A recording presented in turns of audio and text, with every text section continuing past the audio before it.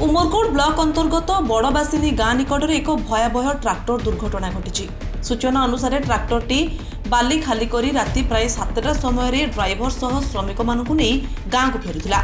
बड़बासिनी गाँ पाखरे थिबा एक बुलाणी निकट में ट्रैक्टरटी हठात भारसाम्य हराई रास्ता कड़क ओलटी पड़िथिला।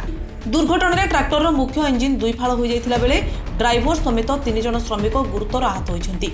घटना संपर्क में खबर पाई उमरकोट पुलिस तुरंत घटनास्थल में पहुंची समस्त आहतों को उमरकोट मेडिकल को पठाइथिबा सूचना मिली।